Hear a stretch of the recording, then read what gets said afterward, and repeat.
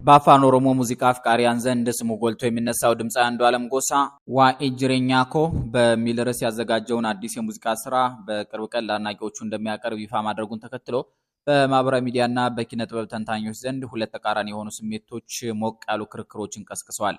በአንድ በኩል የሙዚቃው መጠበቅ በአድናቂዎቹ ዘንድ መነቃቃትን ሲፈጥር፣ በሌላ በኩል ደግሞ ከድምፃዊው ያለፈ ታሪክና ከቤተሰብ ጥቃት አሊያም ዶሜስቲክ ቫዮለንስ ጋር ተያይዞ የተነሳው የፍትህ ጥያቄ ብዙዎችን ትኩረት ስቧል። ድምፃዊው የህይወቱን ጉዞ ያሳለፋቸውን ውጣ ውረዶች፣ ፈተናዎችና እውነተኛ ገጠመኞች የሚያንጸባርቅበት እንደሆነ የሚጠበቀውን ይህንን አዲስ የሙዚቃ ስራ አስመልክቶ ይፋው የማስታወቂያ ፖስተር ወይም ፕሮሞ ፖስተር ባሰራጨበት ወቅት ስራው በቅርቡ እንደሚለቀቅ አረጋግጧል። ዋኢ ጅሬኛኮ የህይወቴ ነገር ስለ ህይወቴ በሚል ርዕስ የተሰናዳ እንደሆነ ተጠቅሷል።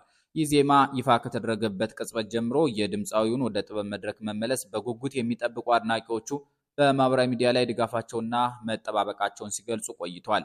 በሌላ በኩል ግን የዚህ አዲስ ሙዚቃ መለቀቅ ዜና የብዙዎችን ህሊና አይነካና የቁጣ ማዕበል ያስነሳ ሆኗል። የኪነ ጥበብ ጉዳዮች ተንታኝና ጋዜጠኛ የሆነችው ጽዮን ታምራት ይህን ጉዳይ አስመልክታ ባስተላለፈችው ብርቱ ምላሽ ድምፃዊው ከዚህ ቀደም ፈጽሞታል ከተባለው ጥቃትና ከእርሱ ጋር በተያያዘ ህይወቷ ያለፈችውን የምስኪኗ ቀነኒን አሳዛኝ ታሪክ በማስታወስ ከባድ ወቀሳ አቅርባለች። ገዳይ ፊቱን አዙሮ አዲስ ዘፈን ሊያወጣ ነው፣ እንኳን መጣልን የሚሉ ሰዎች መልእክቱን እያጨናነቁት ነው። የምስኪኗን ቀነኒ ደም ለመጨረሻ ጊዜ ከማፍሰሱ በፊት ወደ ነበረው የዘፋኝ ህይወት ሊመለስ ካቆመበት ሊቀጥል ተዘጋጅቷል። ቀነኒ በዝምታ የዋጠችው ጥቃት እስከ መጨረሻው ዝም አስብሏታል ስትል ጋዜጠኛ ጽዮን ታምራት ጽፋለች። ጋዜጠኛዋ አክላም የተከሰተውን አሰቃቂ ድርጊት ወደ ጎን በመተው እንኳን መጣህ የሚሉ ደጋፊዎቹንና በቲክቶክ ሙዚቃውን ትሬንድ ለማድረግ የሚዘጋጁ ቡድኖችን በመታዘብ የሟች ቀነኒ ቤተሰቦችን ምንም አይነት ቋንቋ ሊገልጸው እንደማይችል ገልጻለች። ከዚህም በተጨማሪ ለአንቺ አንቺው ነውሽ ያለሽው አትቀደሚ የሚል ጥብቅ መልእክት ለሴቶች አስተላልፋለች።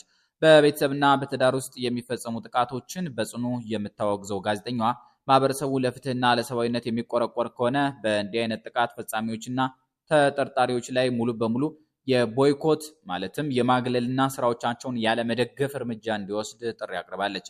የዋኢ ጅሬኛኮ አዲስ የሙዚቃ ስራ መለቀቅ ዜና በጥበብ አፍቃሪያን ጉጉትና በፍትህ ፈላጊዎች የተቃውሞ ጥሪ መካከል ሆኖ ከፍተኛ ህዝባዊ ውይይት ያስነሳ ጉዳይ ሆኗል። ይህም በሙዚቃው ኢንዱስትሪ ውስጥ የታዋቂነት፣ የኪነ ጥበብ አቀራረብና የማህበራዊ ኃላፊነት ወይም አካውንታቢሊቲ ወሰን የት ድረስ መሆን አለበት የሚለውን ጥልቅ የህሊና ጥያቄ ዳግም አጉልቶ አሳይቷል። እርስዎ ምን ይላሉ? አስተያየት መስጫው ላይ ይጻፉልን።